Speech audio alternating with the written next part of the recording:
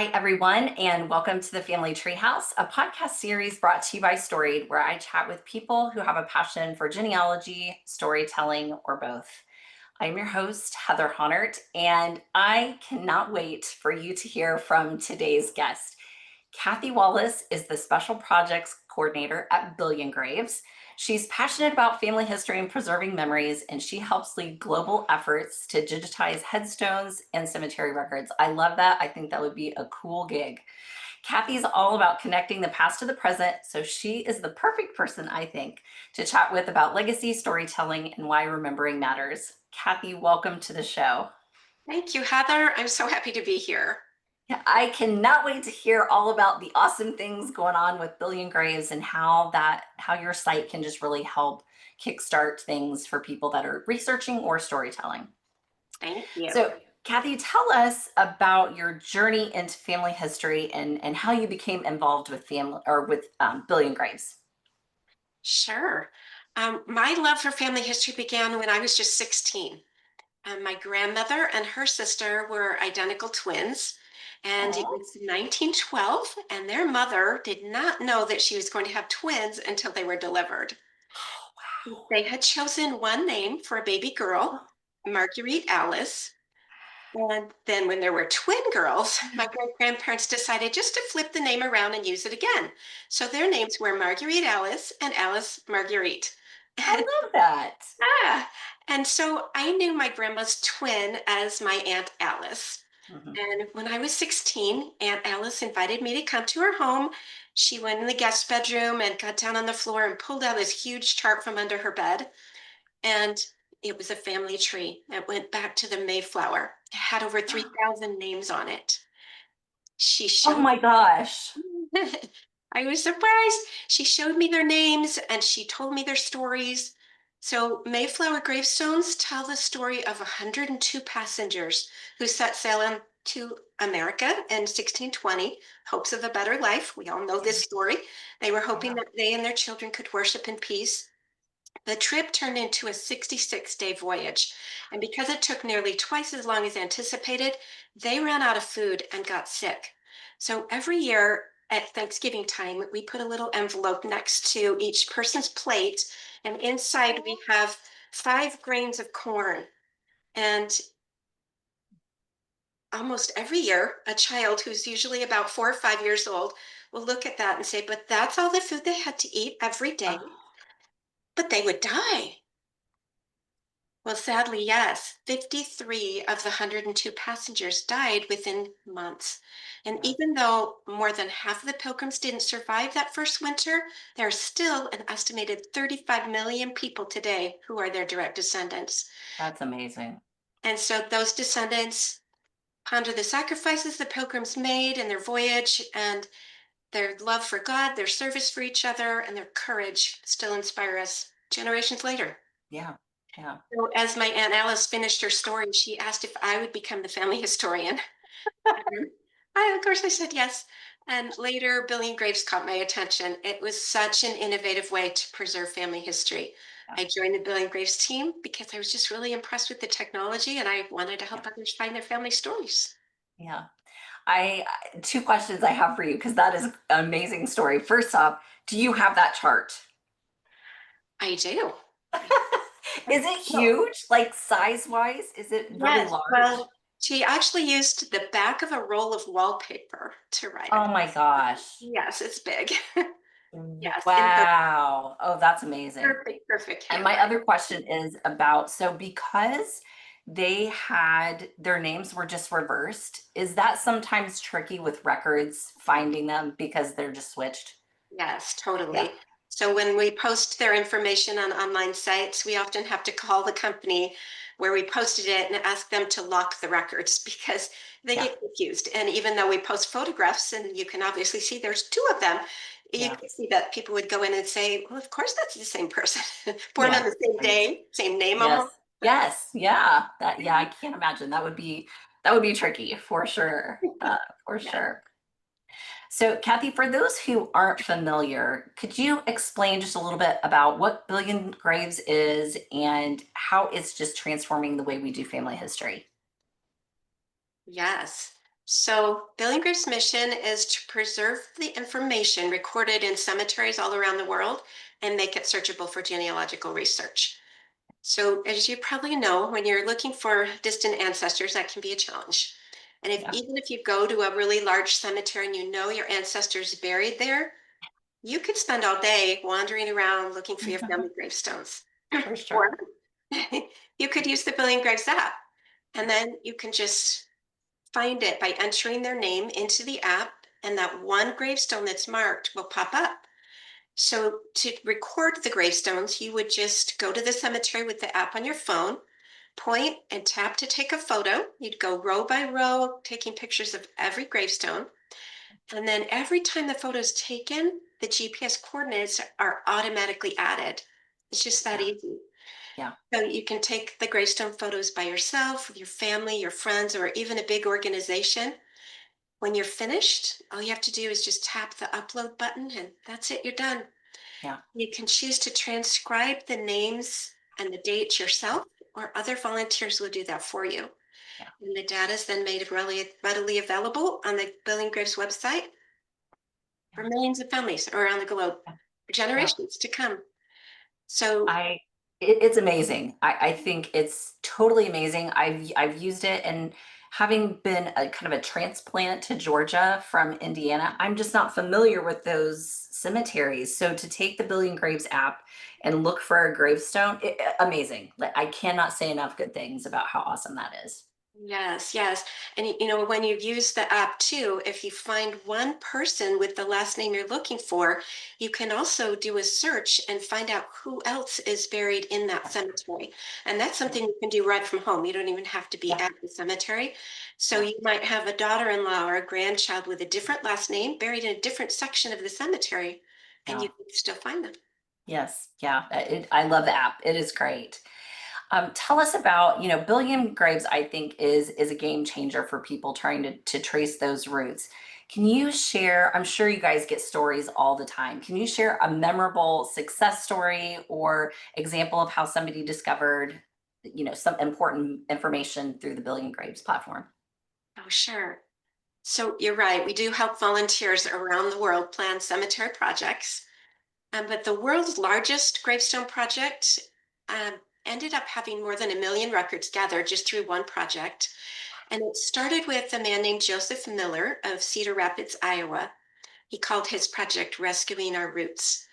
And he set the goals. But for him, the project was really more about making connections with people more than Yeah, the numbers. And one of the really special connections that he made was when he met Reverend Terrell Jordan, who was the youth pastor at Mount Zion Missionary Baptist Church. Joseph Miller himself was the stake president for the Church of Jesus Christ of Latter-day Saints. mhm, So Terrell invited Joseph to speak to his Baptist congregation during Black History Month about how Rescuing Our Roots project was planning to honor 28 African Americans who were buried without markers. yeah, I love So that. Miller then invited members of the congregation to download the Billion Graves app on their phone so they could take photos of gravestones and preserve history and grow their family trees.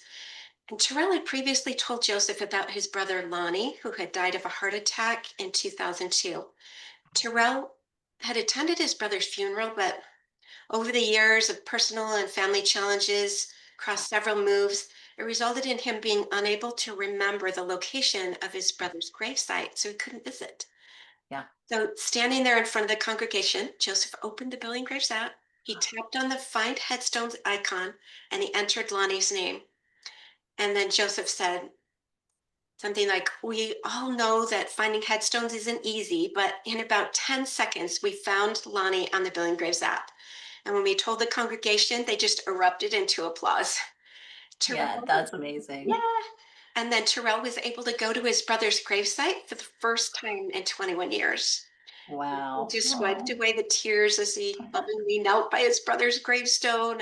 And he yeah, continued to wander around the area, finding the names of family, friends, and yeah. taking pictures of gravestones, even calling his mother for some family history information. And then Joseph said, "We're now on the hunt for the location of his grandfather, William Davis." who is the 29th African American that we've now confirmed buried at Oak Hill Cemetery without a marker. And he said, Wow. this is an important heritage that we need to preserve. Yeah, yeah. And I think that's true, not just for Black ancestors, but also, I mean, there are so many that are just in unmarked graves that I think that we just don't realize. That's so true. And if Yeah. any of our listeners have family members that are buried in unmarked graves, they might like to know there's an easy way to preserve their records. You can just write their name on a piece of paper or print it out on a computer, lay it on the ground wherever that person is buried, take a picture with the BillionGraves app, and then it will be preserved just as if it was a beautiful gravestone with the That GPS. that is the best advice that I have heard in bajillion years. That is awesome. I love that idea. So that's great. Listeners, that's their challenge to take care of that. That's amazing. Love that. Um, so why, Kathy, is it important to capture personal stories, do you think, and not just facts when you're preserving family history? Do you have any tips that you could give our listeners on how to learn more about their ancestor stories, even just from gravestones? Yes, yes. So storytelling is absolutely essential to genealogy because it makes the past feel alive, right? And Yeah, relatable. So when we hear about the lives of our ancestors, we start to see them as real people with hopes, dreams, struggles, triumphs, not just names on a family tree. yeah, So sharing those stories allows us to connect with our history on an emotional level. It's like incredibly powerful for our future generations. It helps them understand where they came from, why they are the way they are, and, yes, and what traditions and values have been passed down. So it's important for us to find those stories. yeah, Not every, almost every gravestone has two dates on it, a birth mhm, and a death, but yeah, there's also a dash in between those dates. And it's that dash that represents their life story. yeah, And those clues, there's clues right on gravestones. Almost every gravestone has some sort of clue that can help us learn more about a person's life. yeah, So gravestone clues might include military information, mhm, occupation, talents, additional family members. There might be symbols that reveal the faith or the religion of that person buried there. yeah, Some gravestones show memberships in fraternities such as Freemasons, Elks, or Oddfellows. So once you've found a clue on a gravestone, don't stop there. yeah, Just keep digging. If you found, for example, a religious clue, contact nearby churches to ask more questions. If you found military information, look for others who may have served in the same regiment to see if their stories are recorded. Most gravestones list only the place of death, the location. yeah, You might be fortunate enough to find one that have the place of birth. So I'll tell yeah, you a story from my family. One day yeah. I was taking photos with the BillionGraves app, and I came across one of my own ancestors' gravestones that said that he was born in Woodville, New York. Said that right on the gravestone. And I remembered that I had a photograph at home that was taken in front of a stone house that had been built by my third great grandfather in Woodville, New York. Huh. There are a lot of people in the photograph, but none of their names were written on the back of the picture. So I went home and I posted the picture online, and I could then say, this is who is buried, or on his grave, it said that he was buried in, um, or that he was born in Woodville, New Mhm, York. yeah. So about a year later, someone saw that picture online, and a man sent me a message to say that he and his wife had recently purchased the stone house and they were restoring it. Oh, And as they were working, they found a scrapbook in the attic. no. Curiously. And it contained the history of the former occupants of the house. And about half the pages in the scrapbook were about my family, with the information spanning 4 generations. Oh my gosh. So over the next 3 weeks, he scanned the pages and sent me dozens of handwritten pages of information and photographs. And I am so grateful for that gravestone clue. Woodville was named after my Wood family line. And Yeah. so learning about that one branch of the family helped me to discover a lot more about our family story.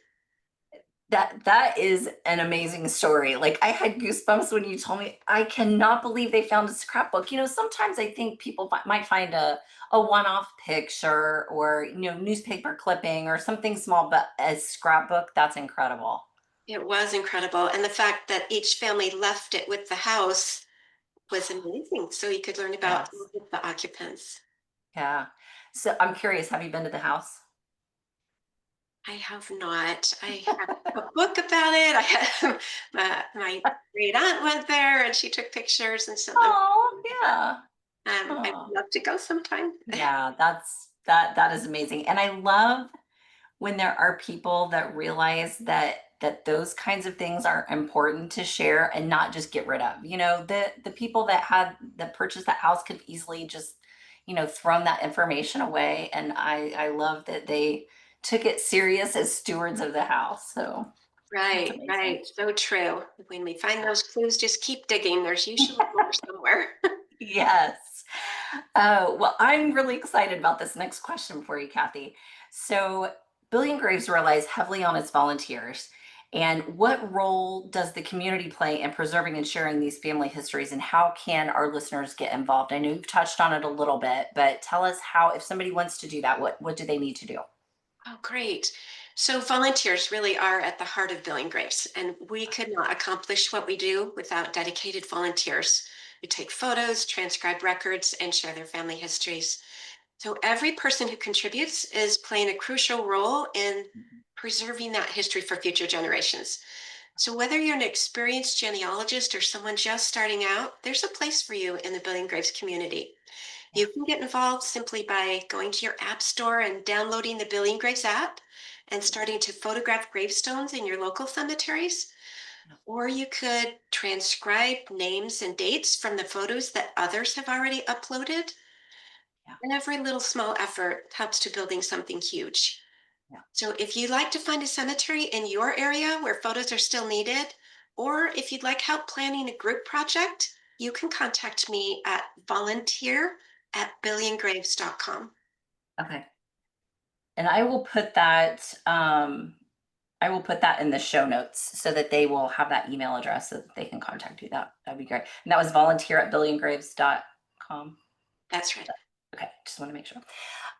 That's awesome. I have to say too, Kathy, that I've done some of the pictures and uploading for Billion Graves, and you know, we have one person, and it's as we are talking, it's us and our family that are excited about that, and going to cemeteries and what have you. But this is the one thing my husband doesn't really. Yeah, whatever. It's her hobby and she does her thing, but using the Billion Graves app totally fires him up.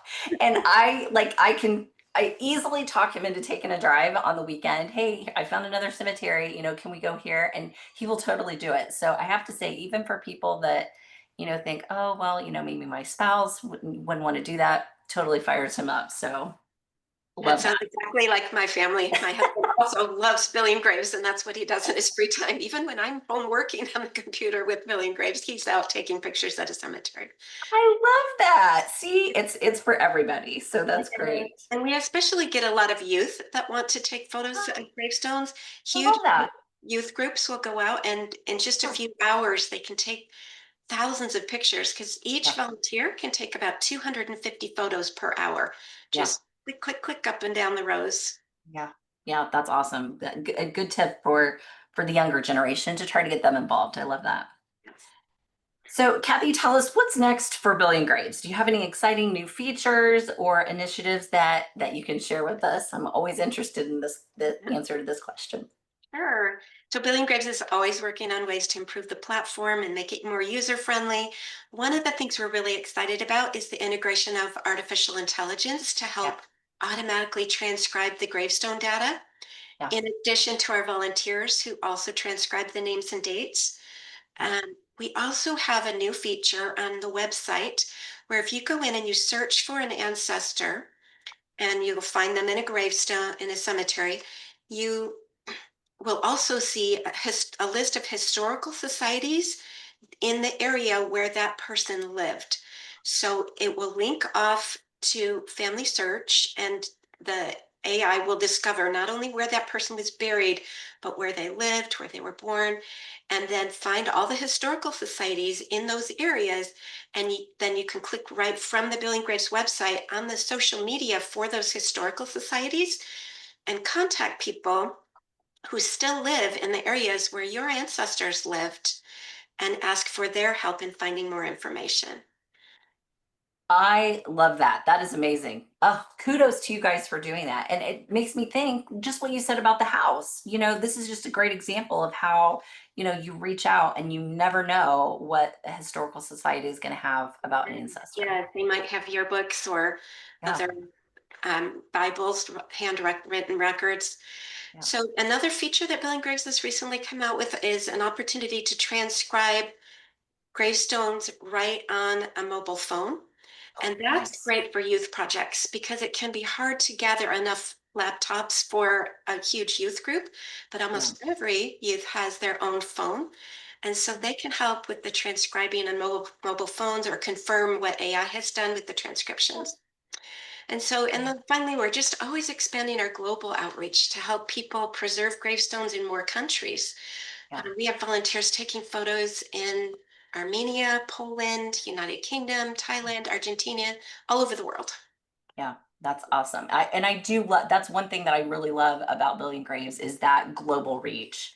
It's not just in the US, so that's fantastic. Awesome. Oh, good. These are good things. I didn't know that about the historical society, so I'm gonna go check that out. And also I haven't tried the transcribe feature. So you've given me a job for the weekend. Great. So, Kathy, one of my favorite parts of the show is just always asking, and you've already told a couple of like sneak peek little good ones, and the Mayflower one's awesome. But what is a story, a family story that's a favorite of yours or a memorable one that you have?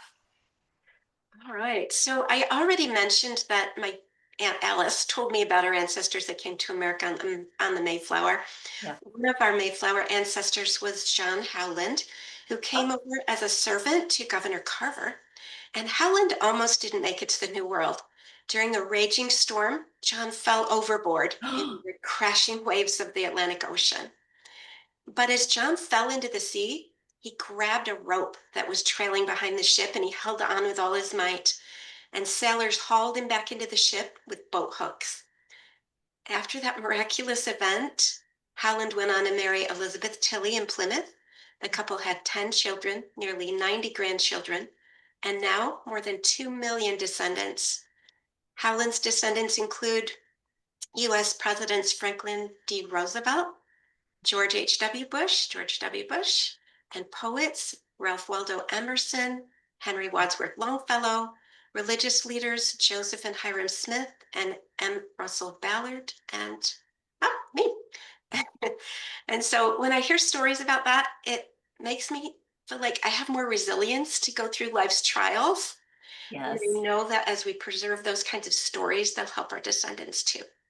Yeah, for sure. Yeah. I thank goodness he grabbed that rope. Like that is an amazing story. Wow. It is Yeah. a true miracle. Yeah, and like you said, it's that trickle down effect of all of the people that wouldn't be here if that hadn't happened. So that's amazing. Kathy, final question for you here today. For anyone inspired to start preserving their family stories, where do you recommend they begin? And is there a specific tool or resource on Billion Graves that you think would be helpful? So, my advice for preserving your family stories would be to start now.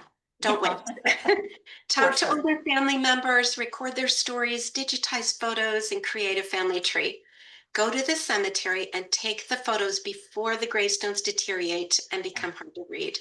And Yes. the more you document, the better chance your descendants will have of discovering their roots in the future.